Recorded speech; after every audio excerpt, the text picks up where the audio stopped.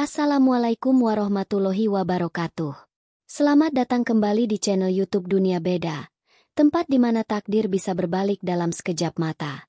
Bayangkan seorang dokter bedah jenius yang dielu-elukan, tiba-tiba difitnah dengan kejam oleh adik kandungnya sendiri. Karirnya hancur, kehormatannya direnggut, dan sebagai hukuman paling menyakitkan, ia dilempar dari istananya untuk menikahi seorang tukang tambal ban dekil di tepi jalan raya. Namun, siapakah sebenarnya pria miskin yang tangannya berlumur oli itu? Dan rahasia gelap apa yang ia sembunyikan di balik tatapan matanya yang teduh? Namun sebelumnya, bagi yang beragama Islam saya sarankan untuk menuliskan sholawat Nabi Muhammad, agar kelak sholawat ini menjadi saksi untuk mendapat syafaat di akhirat. Like dan subscribe ke channel ini sangat membantu menambah wawasan, dan membantu kami membuat cerita baru yang menghibur. Lampu operasi yang menyilaukan memantul di pelindung wajah Dr. Aruna Mentari. Di bawahnya, di atas meja steril, sebuah kehidupan sedang dipertaruhkan. Jari-jarinya yang ramping namun mantap, bergerak dengan presisi yang menakjubkan. Lincah, cepat, dan penuh keyakinan. Di dalam ruang operasi Rumah Sakit Husada Kencana, salah satu rumah sakit paling bergengsi di Jakarta, nama Aruna adalah sebuah jaminan. Bunyi monoton dari monitor detak jantung menjadi musik pengiring konsentrasinya. Setiap jahitan, setiap sayatan, adalah bukti dari dedikasi dan kejeniusan yang ia miliki. "Klem, suster," ucapnya dengan suara tenang namun tegas, tanpa sekalipun mengalihkan pandangan dari pekerjaannya. Seorang perawat dengan sigap memberikan alat yang ia minta. Tim di sekelilingnya bergerak seirama. Sebuah orkestra medis dengan Aruna sebagai konduktornya. Beberapa jam terasa seperti beberapa menit. Akhirnya, dengan sebuah helaan napas lega yang nyaris tak terdengar, ia menegakkan tubuhnya. Operasi selesai. Pendarahan terkendali. Alhamdulillah. Suara tepuk tangan pelan dari beberapa dokter residen yang mengamati dari galeri kaca terdengar samar. Aruna hanya tersenyum tipis di balik maskernya. Baginya, penyelamatan nyawa adalah rutinitas, bukan sebuah pertunjukan. Setelah memberikan instruksi akhir kepada timnya, ia melangkah keluar dari ruangan dingin itu, melepaskan sarung tangan dan maskernya dengan gerakan yang sudah terlatih. Di koridor, beberapa rekan kerja langsung menyambutnya. "Luar biasa, Dok. Anda melakukannya lagi," puji seorang dokter senior sambil menepuk bahunya. "Pasien itu sangat beruntung ditangani olehmu, Aruna," timpal yang lain. Aruna tersenyum tulus. "Kita semua tim yang hebat," jawabnya rendah hati. Namun, di tengah pujian itu, ia menangkap sepasang mata menatapnya dari ujung koridor. Itu Riana, adik kandungnya. Riana juga seorang dokter residen di rumah sakit yang sama. Ia tersenyum, senyum yang terlihat manis di bibirnya, namun tidak pernah sampai ke matanya. Aruna melambai padanya. Tapi Riana hanya mengangguk kecil sebelum berbalik dan berjalan cepat ke arah lain. Aruna menghela napas. Mungkin Riana sedang sibuk, pikirnya. Selalu mencoba mencari alasan untuk sikap dingin adiknya. Perjalanan pulangnya melewati gemerlap lampu ibu kota. Mobilnya melaju membelah jalanan Sudirman yang padat, menuju sebuah rumah megah di kawasan Menteng. Rumah itu adalah bukti kesuksesan ayahnya, seorang pengusaha properti yang disegani. Begitu masuk, aroma masakan favoritnya menyambut. Ibunya, seorang wanita sosialita yang anggun, langsung memeluknya. "Anakku yang paling hebat sudah pulang," sapa sang ibu. "Ibu dengar operasimu hari ini berhasil besar." Semua orang membicarakannya. "Hanya operasi biasa, Bu," jawab Aruna sambil mencium tangan ibunya. Ayahnya muncul dari ruang kerja. Koran bisnis masih di tangannya. "Biasa katamu? Itu menyelamatkan nyawa seorang pejabat penting. Ini bagus untuk citra keluarga kita. Aruna, kau membuat ayah bangga." Aruna tersenyum, meski ada sedikit rasa hampa di hatinya. Kebanggaan mereka terasa lebih tertuju pada status yang ia bawa, bukan pada dirinya. Tak lama kemudian, Riana tiba di rumah. Wajahnya terlihat lelah. "Riana, kamu dari mana saja?" tanya ibu dengan nada yang sedikit lebih datar dibandingkan saat menyambut Aruna. Aku baru selesai jaga malam, Bu.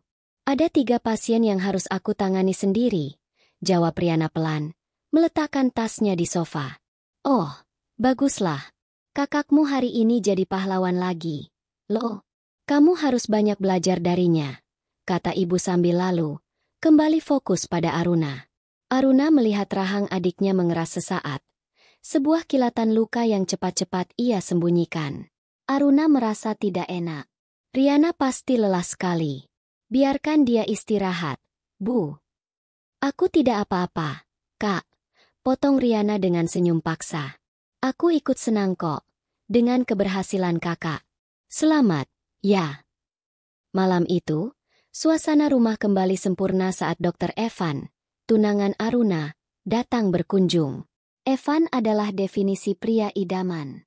Tampan, seorang dokter bedah plastik ternama, dan berasal dari keluarga yang tak kalah terpandang. Ia membawakan sebuket lili putih, bunga kesukaan Aruna. Untuk dokter terbaik di dunia, kata Evan sambil mengecup kening Aruna. Namun, setelah basa-basi singkat, pembicaraan Evan lebih banyak tertuju pada ayah Aruna. Mereka membahas investasi, saham rumah sakit, dan rencana merger yang akan semakin mengukuhkan posisi keluarga mereka di kalangan elit Jakarta. Aruna hanya menjadi pendengar. Senyumnya perlahan memudar. Saat Aruna pergi ke dapur untuk mengambilkan minum, ia tidak sengaja mendengar percakapan pelan dari ruang keluarga. Itu suara Riana dan Evan. Lihat saja, Van. Semua selalu tentang dia. Pujian, perhatian, bahkan kamu pun sepertinya hanya melihat dia. Bisik Riana. Suaranya bergetar karena emosi yang tertahan. Jantung Aruna berhenti berdetak. Ia bersembunyi di balik dinding, menahan napas. Sabar, Ri. Sebentar lagi, semuanya akan berubah. Jawab Evan dengan suara rendah yang menenangkan. Bintang yang bersinar terlalu terang, justru akan jadi yang pertama kali padam. Dan saat itu terjadi, giliran kita yang akan bersinar. Aruna menutup mulutnya, menahan pekikan syok. Gelas di tangannya bergetar hebat. Apa maksud dari semua ini? Sebuah rencana melawan dirinya? Di dalam rumahnya sendiri? Bayangan Riana yang tersenyum paksa dan tatapan mata Evan yang lebih sering tertuju pada ayahnya, tiba-tiba menjadi kepingan puzzle yang mengerikan. Malam itu, untuk pertama kalinya, Aruna merasa takut di dalam istananya sendiri. Rasa dingin yang aneh mulai merayap di punggungnya. Lebih dingin dari ruang operasi manapun. Beberapa hari setelah malam yang mengerikan itu, Aruna mencoba meyakinkan dirinya sendiri bahwa ia salah dengar. Mungkin ia hanya terlalu lelah. Mungkin imajinasinya bekerja terlalu liar. Ia berusaha bersikap seperti biasa. Namun kini matanya lebih awas. Ia memperhatikan bagaimana Riana akan terdiam setiap kali ia masuk ke sebuah ruangan. Atau bagaimana Evan selalu punya alasan untuk menghindari tatapan matanya. Udara di rumahnya yang mewah terasa berat dan penuh kepura-puraan. Setiap senyum terasa seperti topeng, dan setiap kata manis terdengar seperti kebohongan yang terbungkus rapi. Ketakutan itu nyata, mengakar di dalam hatinya, menunggu saat yang tepat untuk mekar menjadi bencana. Dan bencana itu datang lebih cepat dari yang ia duga. Pasien pejabat penting yang ia operasi seminggu lalu, yang kondisinya sudah stabil dan menunjukkan kemajuan pesat, tiba-tiba mengalami krisis. Di tengah malam, telepon Aruna berdering nyaring. Pihak rumah sakit menelepon dengan panik. Kondisi pasien memburuk drastis. Terjadi komplikasi serius yang tidak terduga. Tanpa pikir panjang, Aruna langsung melesat kembali ke rumah sakit Husada Kencana. Jantungnya berdebar kencang. Firasat buruk mencengkeramnya erat. Setibanya di sana, suasana di unit perawatan intensif sudah tegang. Beberapa dokter berlarian. Suara peralatan medis terdengar riuh. Aruna langsung menerobos masuk, mengambil alih penanganan darurat. Ia melihat data pada monitor dan langsung tahu ada yang salah. Ini bukan reaksi pasca operasi yang wajar. Ini seperti keracunan obat. Apa saja yang sudah masuk ke tubuh pasien dalam 6 jam terakhir? Tanyanya dengan napas terengah. Seorang perawat senior menyerahkan rekam medis digital dengan tangan gemetar. Aruna memeriksanya dengan cepat. Matanya membelalak saat melihat sebuah catatan pemberian obat. Sebuah jenis antibiotik yang ia tahu persis tidak boleh diberikan pada pasien tersebut, karena alergi parah yang sudah tercatat jelas di halaman depan rekam medis. Dan di bawah catatan digital itu, tertera namanya. Otorisasi, Dr. Aruna Mentari. Ini tidak mungkin, bisiknya, lebih pada dirinya sendiri. Aku tidak pernah memberikan perintah ini. Tapi, Dok, seorang perawat muda berkata dengan takut-takut. Tadi siang, dokter sendiri yang memberikan perintah verbal pada saya. Dokter bilang dosis obat yang lama harus diganti. Saya bahkan sudah konfirmasi ulang. Aruna menatap perawat itu, mencari kebohongan di matanya tapi hanya menemukan ketakutan. Saat itulah, Riana muncul. Wajahnya menunjukkan kepanikan yang terlihat begitu nyata. Kak Aruna, apa yang terjadi? Tanyanya, matanya berkaca-kaca. Aku tadi sempat lihat kakak terlihat pucat dan lelah sekali seharian ini. Apakah kakak baik-baik saja? Kalimat itu, yang terdengar seperti bentuk kepedulian, sesungguhnya adalah sebuah tuduhan terselubung. Riana sedang menanamkan ide di benak semua orang, bahwa Aruna telah melakukan kesalahan karena kelelahan. Sebuah kesalahan fatal. Semua usaha untuk menyelamatkan pasien sia-sia. Menjelang pagi, pejabat itu dinyatakan meninggal dunia. Langit serasa runtuh menimpa kepala Aruna. Kabar itu menyebar seperti api. Dalam hitungan jam, media sudah berkumpul di depan rumah sakit. Judul-judul berita online muncul dengan cepat dan kejam. Dugaan malapraktik oleh dokter bintang. Pasien pejabat meninggal dunia. Karir gemilang Dr. Aruna Mentari di ujung tanduk. Namanya, yang dulu diagungkan, kini diseret ke dalam lumpur. Pihak rumah sakit, demi menyelamatkan reputasi, segera menggelar konferensi pers. Mereka mengumumkan penonaktifan sementara Dr. Aruna Mentari selama proses investigasi. Dunia Aruna hancur berkeping-keping. Malam harinya, di ruang keluarga yang terasa seperti ruang sidang, Aruna mencoba membela diri. Evan ada di sana. Begitu juga dengan kedua orang tuanya dan Riana. Aku tidak melakukannya, teriak Aruna. Air matanya mengalir deras. Seseorang telah menjebakku. Evan, kamu percaya padaku, kan? Riana. Evan menatapnya dengan ekspresi dingin yang belum pernah Aruna lihat sebelumnya. Maafkan aku, Aruna. Buktinya sangat jelas. Aku tidak bisa mempertaruhkan nama baik keluargaku untuk terikat dengan skandal sebesar ini. Aku rasa hubungan kita cukup sampai di sini. Ia meletakkan cincin pertunangan mereka di atas meja. Bunyi dentingnya terdengar lebih menyakitkan daripada suara apapun di dunia. Aruna beralih pada Riana, memohon dengan tatapan matanya. Riana justru menangis terseduh-seduh. Aku tidak tahu apa-apa. Kak, Aku hanya khawatir melihat kondisi kakak akhir-akhir ini. Maafkan aku jika kepedulianku justru disalahartikan. Itu adalah akting terbaik yang pernah Aruna saksikan. Puncaknya adalah ketika ayahnya, pria yang selalu ia hormati, berdiri dan menatapnya dengan mata penuh amarah. Cukup, bentak sang ayah. Semua sudah jelas. Kau telah mempermalukan kami. Kau telah menghancurkan nama baik yang kubangun puluhan tahun. Aruna terisak. Dunianya benar-benar gelap. Karirnya hancur, cintanya direnggut, dan keluarganya sendiri telah menghakiminya. Ia lari ke kamarnya, membanting pintu, dan menangis sejadi-jadinya. Beberapa saat kemudian, pintu kamarnya terbuka. Ayahnya masuk, wajahnya tanpa ekspresi, dingin seperti batu. Ia tidak datang untuk memberi simpati. Semua media membicarakan kita. Kolega bisnisku menelepon sepanjang hari. Kau telah mencoreng arang di wajah keluarga ini, Aruna. Ucapnya dengan nada datar dan mematikan. Ayah tidak punya pilihan lain. Aruna mengangkat wajahnya yang basah oleh air mata, menatap ayahnya dengan sisa harapan. Maksud ayah? Kau harus menebus aib ini, lanjut sang ayah. Ada satu cara untuk membuat semua orang berhenti bicara.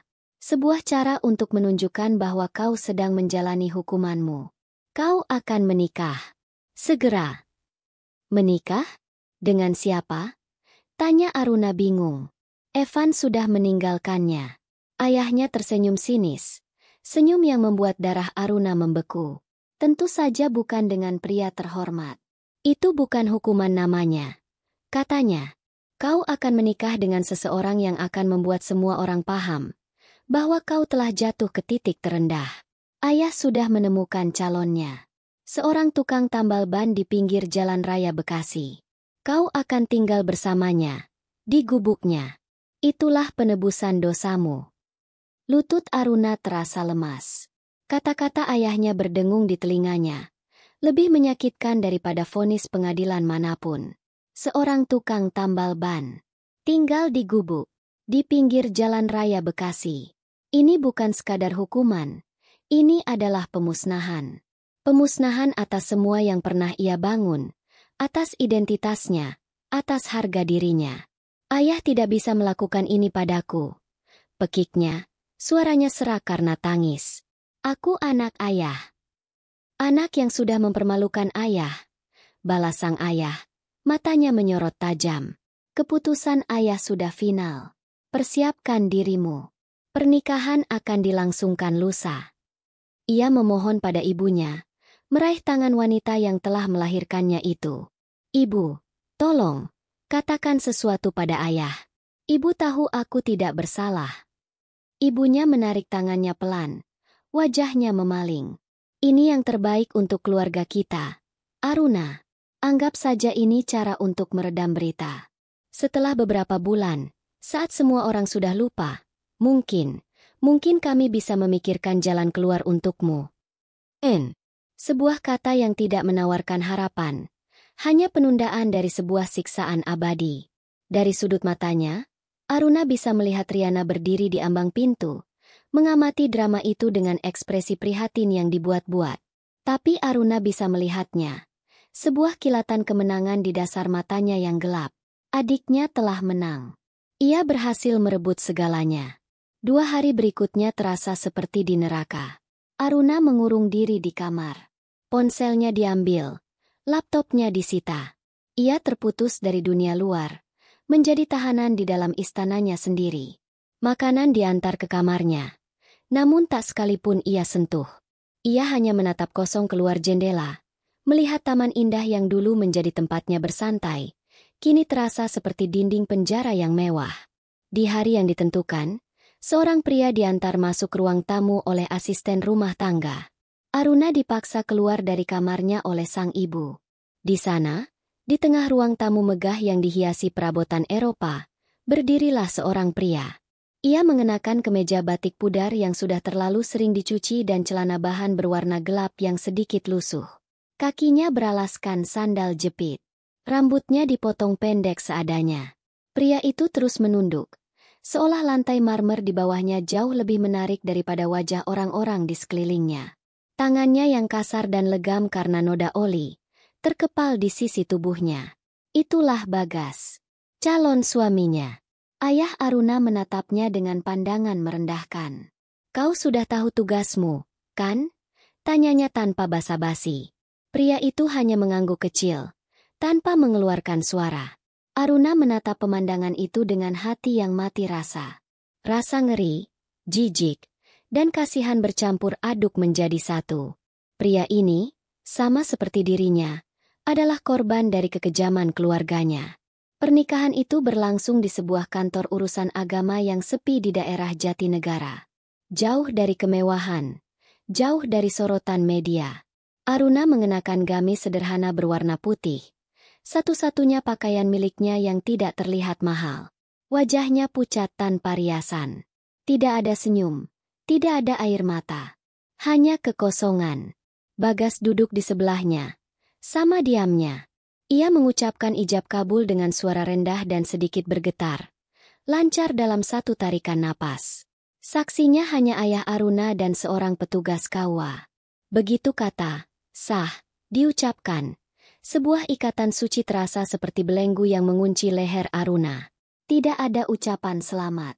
Tidak ada ciuman. Ayahnya hanya mendorong sebuah koper kecil ke arah Aruna. Hanya ini yang boleh kau bawa. Selebihnya, Tinggalkan. Kemudian ia menatap Bagas. Bawa dia pergi. Perjalanan dari Jakarta Pusat menuju pinggiran Bekasi terasa seperti perjalanan ke dunia lain. Mobil pick-up tua milik Bagas berderak dan bergetar di sepanjang jalan tol.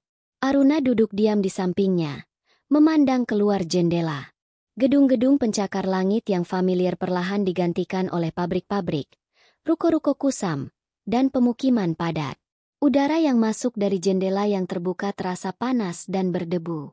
Mereka berhenti di depan sebuah bangunan semi-permanen. Di bagian depannya terdapat tulisan besar dan pudar. Bengkel Tambal Ban Bagas Jaya, buka 24 jam. Di sebelahnya, ada sebuah pintu kayu sederhana yang mengarah ke sebuah rumah kecil. Aroma karet terbakar dan oli bekas begitu pekat, membuat perut Aruna mual. Ini adalah rumahnya sekarang. Bagas turun lebih dulu, membuka pintu kayu itu. Aruna mengikutinya dengan langkah berat. Di dalamnya, ruangan itu lebih kecil dari yang ia bayangkan. Hanya ada satu ruang utama yang berfungsi sebagai ruang tamu sekaligus ruang makan, dengan sebuah sofa usang, meja kecil, dan televisi tabung tua. Ada satu pintu menuju kamar tidur dan satu lagi menuju dapur dan kamar mandi yang terlihat sangat sederhana. Semuanya bersih dan tertata rapi. Namun kesederhanaan itu begitu menusuk bagi Aruna yang terbiasa dengan kemewahan. Aruna berdiri mematung di tengah ruangan. Kopernya masih tergenggam erat. Ia merasa sesak napas. Suara deru truk dan klakson dari jalan raya terdengar begitu dekat, seolah menembus dinding tipis rumah itu. Bagas meletakkan kunci motor di atas meja, lalu mengambil koper dari tangan Aruna dan membawanya masuk ke dalam kamar.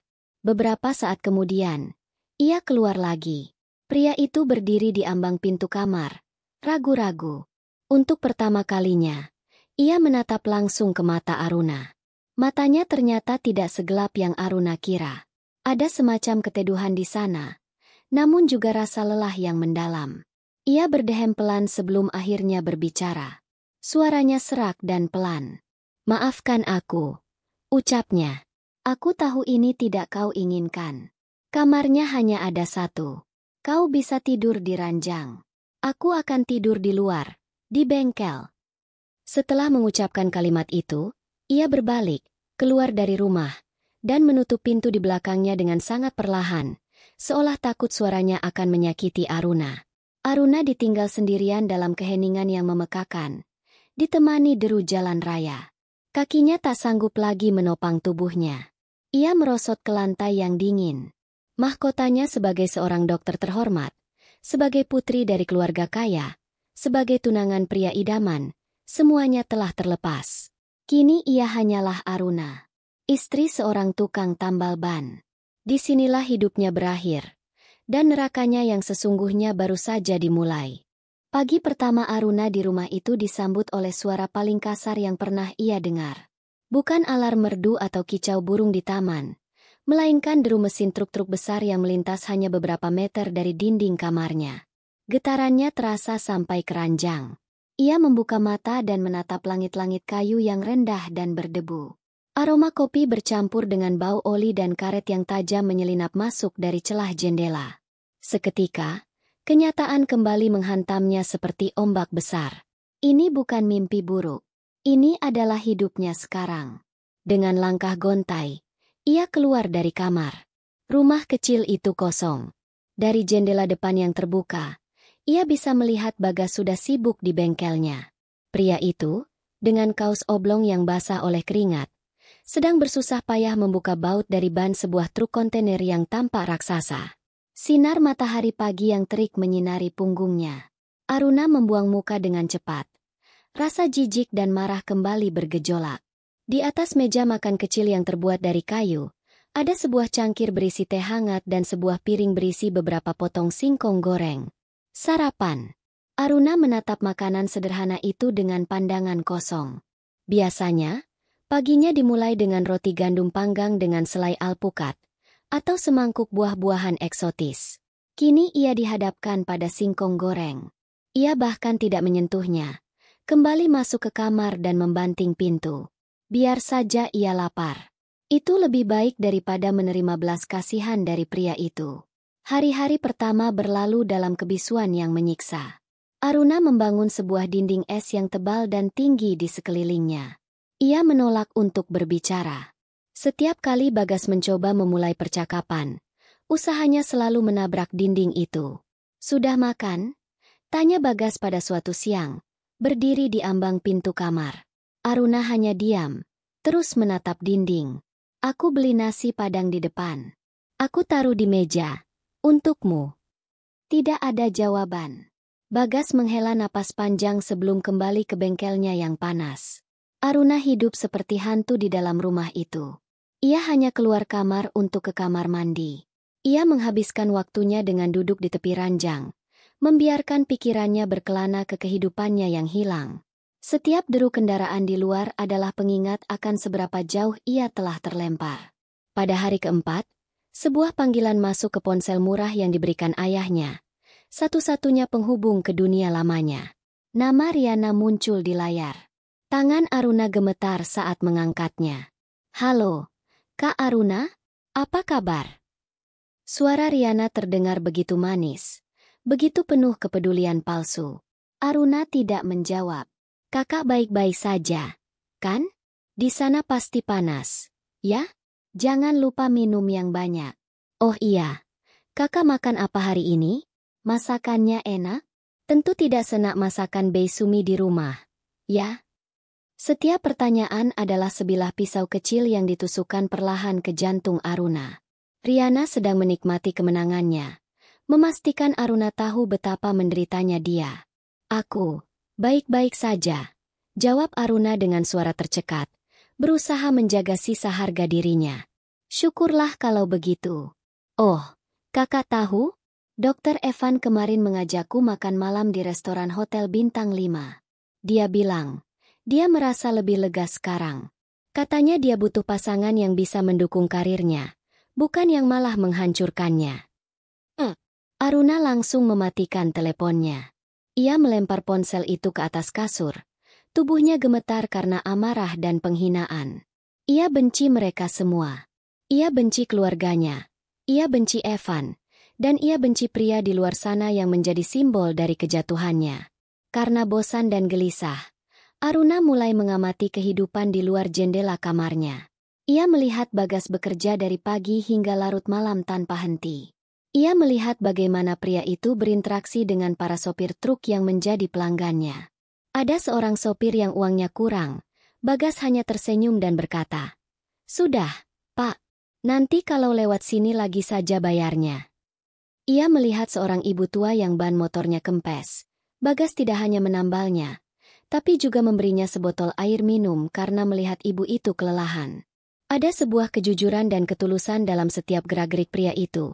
Sebuah martabat yang tidak cocok dengan citra pria rendahan yang ditanamkan ayahnya. Sedikit demi sedikit, tanpa ia sadari, dinding es di hatinya mulai retak. Suatu sore, hujan turun dengan sangat derasnya, mengubah jalan raya menjadi sungai keruh. Langit gelap dan suara petir menyambar-nyambar. Aruna sedang duduk di sofa, melamun, ketika tiba-tiba ia merasakan tetesan air di kepalanya. Atap rumah itu bocor, tepat di atasnya. Sebelum ia sempat beranjak, Bagas masuk dari bengkel, seluruh tubuhnya basah kuyup. Melihat tetesan air itu, ia tidak berkata apa-apa. Ia langsung mengambil sebuah ember dan meletakkannya di lantai.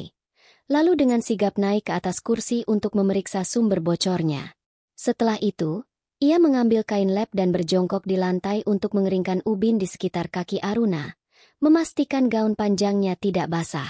Semuanya ia lakukan dalam diam. Malam itu, Aruna tidak bisa tidur. Suara hujan dan deru kendaraan terdengar seperti lagu pengantar tidur yang sumbang. Perutnya berbunyi, terasa perih karena seharian ia menolak makan. Rasa lapar akhirnya mengalahkan harga dirinya. Dengan mengendap-endap, ia berjalan ke dapur yang gelap. Ia berharap menemukan sisa roti atau apapun. Saat menyalakan lampu, ia melihat di atas meja makan, ada sebuah piring yang ditutup dengan tudung saji. Tangannya yang ragu-ragu membukanya. Di dalamnya ada sepiring nasi putih dan sebutir telur mata sapi, lauk yang sama dengan yang dimakan Bagas tadi sore. Pria itu sudah menyisihkan makan malam untuknya. Nasi dan telurnya sudah dingin. Tapi entah kenapa, bagi Aruna, makanan itu terasa lebih hangat daripada semua hidangan mewah yang pernah ia santap seumur hidupnya. Ia duduk di kursi, dan untuk pertama kalinya sejak menginjakan kaki di rumah itu, air matanya menetes. Kali ini bukan air mata kemarahan atau putus asa, melainkan air mata dari sebuah perasaan baru yang aneh dan membingungkan. Dinding es itu, yang ia bangun dengan susah payah, kini mulai mencair. Pagi berikutnya, Aruna bangun dengan perasaan aneh. Rasa benci yang kemarin begitu pekat, kini sedikit larut oleh rasa bersalah dan kebingungan. Ketika ia keluar dari kamar, pemandangan yang sama menyambutnya. Bagas sudah di bengkel, dan di atas meja makan sudah tersedia sarapan. Kali ini nasi goreng sederhana dengan sebutir telur mata sapi di atasnya, persis seperti yang ia makan semalam. Uapnya masih mengepul. Bagas masuk ke dalam rumah untuk mengambil sesuatu, melewati Aruna tanpa menoleh. Sudah terbiasa dengan kebisuan wanita itu. "Terima kasih," bisik Aruna. Suaranya nyaris tak terdengar. Langkah Bagas terhenti. Ia menoleh perlahan, menatap Aruna dengan ekspresi terkejut. Ini adalah kata pertama yang diucapkan Aruna kepadanya, yang tidak bernada dingin atau marah. Bagas tidak tahu harus merespons bagaimana. Ia hanya mengangguk kecil, sebuah senyum yang sangat tipis, nyaris tak terlihat, terukir di bibirnya sesaat sebelum ia kembali ke bengkel. Pagi itu, dinding es di antara mereka telah retak. Hubungan mereka memasuki fase baru. Tidak ada lagi kebisuan yang menyiksa. Aruna mulai keluar dari kamarnya, sesekali membersihkan rumah kecil itu, atau sekadar duduk di depan pintu, mengamati jalanan. Mereka masih jarang berbicara, tapi suasana canggung itu perlahan menghilang, digantikan oleh pemahaman diam-diam. Perubahan besar terjadi pada suatu sore yang mendung. Tiba-tiba terdengar suara decitan ban yang memekakan telinga, diikuti oleh bunyi benturan keras. Sebuah sepeda motor terpelanting di jalan raya, tepat di depan bengkel. Pengendaranya tergeletak di aspal panas, tidak bergerak. Orang-orang mulai berkerumun, berteriak panik. "Ya Allah, kecelakaan!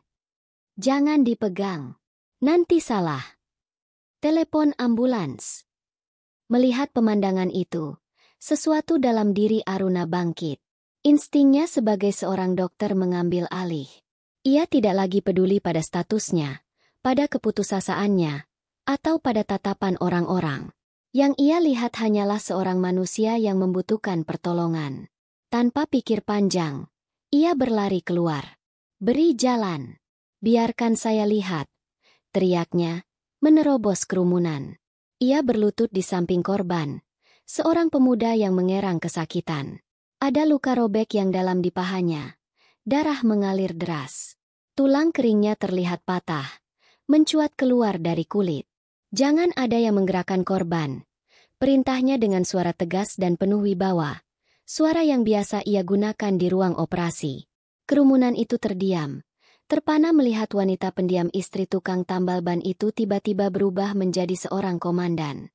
"Aku butuh kain bersih yang banyak, sekarang juga." Dan sesuatu yang keras dan lurus untuk menahan kakinya. Saat itulah, Bagas sudah ada di sampingnya, seolah bisa membaca pikirannya. "Pakai ini," katanya sambil menyobek beberapa kaos bersih dari tumpukan lap di bengkel. Tanpa menunggu perintah lebih lanjut, ia berlari kembali dan datang membawa sebilah kayu lurus dan beberapa tali. Aruna bekerja dengan cepat. "Tekan lukanya di sini, jangan dilepas sampai darahnya berhenti," perintahnya pada seorang warga. Kemudian ia beralih ke Bagas. "Bantu aku pasang bidai ini." Mereka bekerja bersama dalam sebuah harmoni yang aneh. Aruna memberikan instruksi, dan Bagas melaksanakannya dengan ketenangan dan efisiensi yang luar biasa. Ia mengikat bidai penyangga di kaki korban dengan sebuah simpul yang rumit namun kokoh, menstabilkan tulang yang patah. Aruna menatap simpul itu sesaat. Itu simpul pangkal. Simpul yang sering diajarkan dalam pelatihan pertolongan pertama tingkat lanjut. Bukan simpul yang biasa diketahui orang awam. Ambulans akhirnya tiba 20 menit kemudian. Petugas medis yang turun dibuat terkesan dengan pertolongan pertama yang telah diberikan. Siapa yang melakukan ini? Ini bagus sekali. Anda mungkin sudah menyelamatkan kaki korban. Puji seorang petugas pada Aruna. Setelah korban dibawa pergi dan kerumunan bubar, Aruna dan Bagas berdiri dalam diam di tepi jalan. Tangan mereka berlumuran darah. Adrenalin masih memompa di dalam tubuh mereka. Malam itu, untuk pertama kalinya, mereka duduk di sofa yang sama dan berbicara. "Kamu hebat tadi," ucap Bagas pelan, memulai percakapan. Aruna menggeleng. "Insting saja," jawabnya. Lalu ia menatap Bagas. "Simpul yang kau buat tadi. Di mana kau mempelajarinya?" Bagas terlihat sedikit terkejut dengan pertanyaan itu. Ia mengalihkan pandangannya. "Oh, itu. Dulu sekali, waktu masih remaja, aku ikut kegiatan Karang Taruna di desa. Diajari sedikit soal P3K. Jawabnya dengan nada santai. Jawaban itu masuk akal.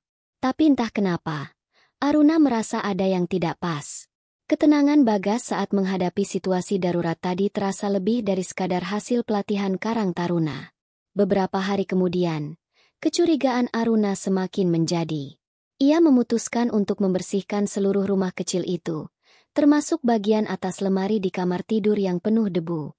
Saat ia mencoba menurunkan sebuah kardus tua yang berat, kardus itu terlepas dari tangannya dan jatuh ke lantai. Isinya tumpah berantakan. Sebagian besar adalah peralatan bengkel tua yang sudah berkarat. Namun, di antara benda-benda itu, ada dua benda yang sama sekali tidak cocok berada di sana. Yang pertama adalah sebuah telepon satelit berwarna hitam, model yang terlihat sangat mahal dan canggih. Dan yang kedua adalah sebuah foto yang sudah sedikit kusam. Tangan Aruna gemetar saat mengambil foto itu. Di dalamnya, ada gambar seorang pria yang jauh lebih muda, berdiri dengan gagah di sebuah lobi gedung perkantoran yang sangat modern dan mewah. Latar belakangnya adalah pemandangan gedung-gedung pencakar langit di kawasan SCBD Jakarta. Pria di foto itu mengenakan setelan jas yang dipotong sempurna. Rambutnya tertata rapi, dan senyumnya penuh percaya diri. Wajah itu adalah wajah Bagas. Ia tampak seperti seorang direktur atau eksekutif muda yang sukses. Ia sama sekali bukan seperti tukang tambal ban yang ia kenal. Aruna terduduk di lantai. Tatapannya terpaku pada foto itu, lalu beralih pada telepon satelit. Keterampilan pertolongan pertama, ketenangan yang luar biasa, jawaban yang mengelak, dan sekarang ini, jantungnya berdebar kencang. Sebuah pertanyaan besar kini memenuhi seluruh pikirannya, menyingkirkan semua kesedihan dan kemarahannya. Siapa sebenarnya pria yang dinikahinya ini? Aruna berdiri mematung. Tatapannya terkunci pada foto di tangannya. Pria di dalam foto itu dan pria yang berdiri di hadapannya sekarang, yang baru saja masuk dari bengkel dengan kaos penuh noda oli, adalah dua orang yang sama sekali berbeda. Namun, mereka adalah orang yang sama. Jantungnya berdebar tidak karuan. "Siapa kamu sebenarnya?" tanya Aruna. Suaranya bergetar saat ia menunjukkan foto itu. Ini bukan seperti kehidupan seorang yatim piatu yang tumbuh di desa. Bagas, atau siapapun nama pria ini, menatap foto itu lalu menghela napas panjang. Sebuah napas yang seolah melepaskan beban yang telah ia pikul selama bertahun-tahun. Ia tidak lagi mengelak. Ia menatap lurus ke mata Aruna, dan untuk pertama kalinya, Aruna melihat kerapuhan di sana. "Namaku Baskara Adhitama," ucapnya pelan. "Foto itu diambil sudah lama sekali. Aku memang berasal dari keluarga yang kau lihat di foto itu. Keluarga yang sangat kaya." Aruna masih terdiam, menunggu kelanjutannya. "Tapi kehidupan itu bukan untukku," lanjut Baskara.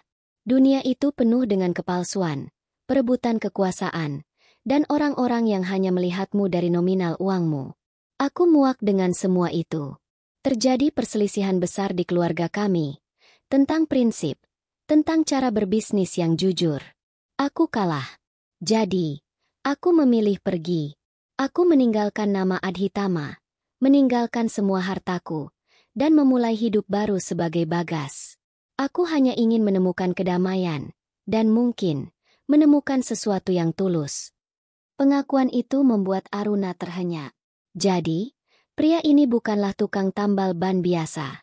Ia adalah seorang pangeran yang melarikan diri dari istananya. Tiba-tiba, semua kepingan puzzle itu menyatu. Ketenangannya, kecerdasannya, bahkan kebaikannya. Semua itu adalah bagian dari karakter aslinya, bukan kepura-puraan. Rasa hormat Aruna pada pria itu tumbuh berkali-kali lipat. Ia bukan hanya baik, ia juga seorang pria yang punya prinsip. Beberapa minggu berlalu, hubungan mereka menjadi jauh lebih hangat.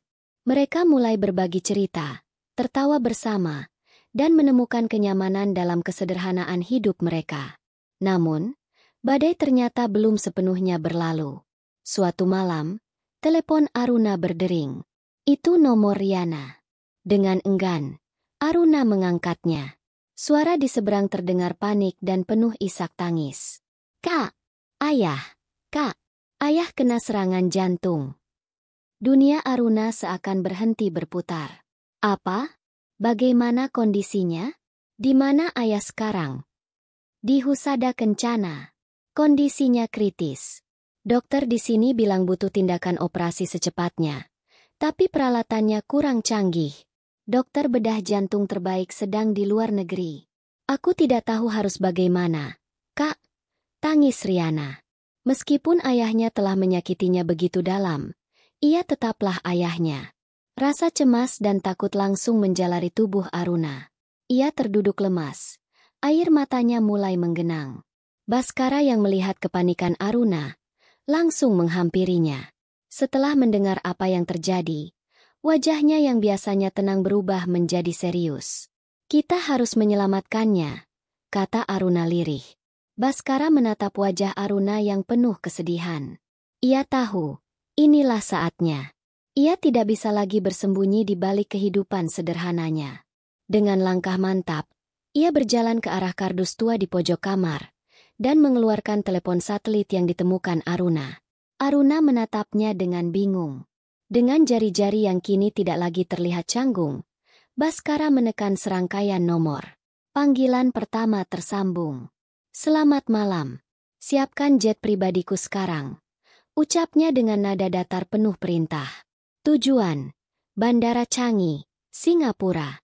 Jemput Dr. Hanli Wei dari Mount Elizabeth Hospital. Bilang padanya, ini permintaan darurat dari Baskara Adhitama. Aku mau dia sudah ada di Jakarta dalam 3 jam. Aruna ternganga. Dr. Hanli Wei adalah legenda bedah jantung se-Asia. Panggilan kedua. Ini Baskara. Kirim tim instalasi medis udara ke Rumah Sakit Husada Kencana, Jakarta. Bawa peralatan ekstrakorporeal membrane oxygenation portable generasi terbaru. Sekarang juga. Aku tidak mau ada penundaan. Panggilan ketiga. Kali ini melalui ponsel biasa ke nomor yang ia cari di internet. Selamat malam, Direktur Rumah Sakit Husada Kencana. Anda sedang berbicara dengan Baskara Adhitama. Mungkin Anda belum tahu, tapi perusahaan induk saya, Nusantara Group, baru saja menyelesaikan akuisisi saham mayoritas rumah sakit Anda minggu lalu. Jadi, bisa dibilang, saya pemilik baru Anda. Saya sedang dalam perjalanan ke sana. Pastikan ruang operasi VIP Anda siap untuk digunakan oleh ayah mertua saya. Aruna benar-benar tidak bisa berkata-kata. Pikirannya kosong. Nusantara Group? Salah satu konglomerat terbesar di Asia Tenggara? Pemilik? Suaminya? Tukang tambal ban ini? Sebuah mobil sedan hitam mewah berhenti tepat di depan bengkel mereka yang kumuh. Sopir berpakaian rapi membukakan pintu. Perjalanan ke rumah sakit terasa surreal.